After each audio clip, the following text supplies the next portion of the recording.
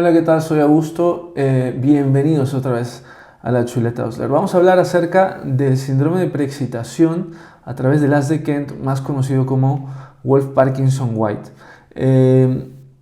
A mí me gustaría aclarar un poquito porque habrá gente que ustedes escuchen que llaman síndrome de preexcitación, dicen que los epónimos no son buenos, el lugar donde ellos no se utilizan y me parece muy bien. Luego está también la descripción de lo que llaman patrón electrocardiográfico Wolff-Parkinson-White y luego está el síndrome de Wolff-Parkinson-White. No con el afán de que ustedes le llamen a cada cosa por su nombre, no es esa la idea, sino la idea es entender realmente qué es cada cosa. Lo que ustedes ven en amarillo aquí en el dibujo es el sistema de conducción. Todo empieza en el nodo sinusal, cuando se despolariza hace la onda P, se despolarizan las aurículas y luego llega al nodo AV, ahí se hace una pausa, la pausa es el PR y luego pasa el QRS, se despolariza las DIs y las dos ramas derecha e izquierda de las DIs y la red de Purkinje que hace al final la despolarización, el final del QRS y luego cuando todo se le repolariza se genera el ST y hay luego un periodo refractario para luego empezar otra despolarización auricular. Pues en algunas personas existe un accesorio, que lo ven aquí en color verde, y se conectan los ventrículos con la aurícula, por decirlo así, y existen ciertas situaciones donde, como aquí no existe nodo AV, ojo que aquí no existe nodo AV, no hay pausa, no hay PR, y entonces hay una parte del ventrículo que empieza a despolarizarse antes, y por eso le llaman preexcitación.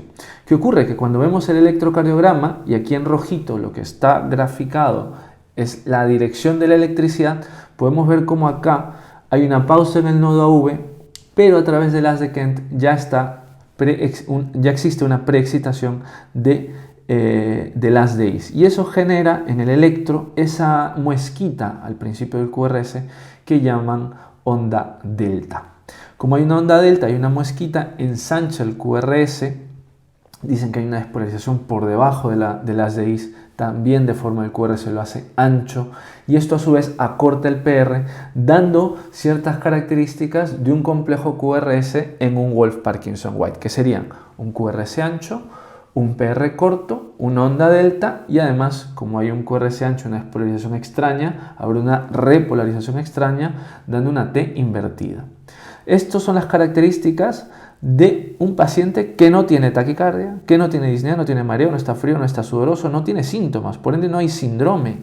Entonces, un paciente que va caminando por la calle, le hacemos un electro y tiene este electro, lo que no tiene un síndrome. Ojo, no tiene un síndrome de Wolff-Parkinson-White, tiene un electro donde hay un dibujo típico de Wolff-Parkinson-White y eso es lo que le llaman patrón electrocardiográfico de Wolff-Parkinson-White.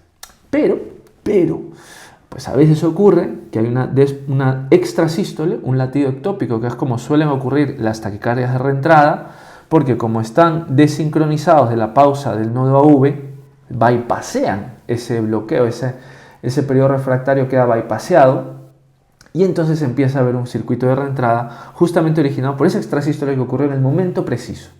Entonces empieza a haber un fenómeno de reentrada que no es intranodal, no utiliza el nodo AV, sino que utiliza la vía accesoria. Y justamente ven aquí en moradito ese círculo sin fin, esa reentrada. Perdón, bueno, el circuito está marcado en morado, pero en azul pueden ver cómo ocurre la reentrada, ¿no? Estas flechitas. Este dibujo lo tienen en Instagram, en Twitter y en Facebook. Este video es simplemente para explicarlo un poquito y lo van a poder ver en Instagram y lo van a poder ver en YouTube también. Entonces, ¿qué ocurre? Pues que hay una taquicardia de QRS ancho porque recordemos que a través del haz pues hay una despolarización infraisiana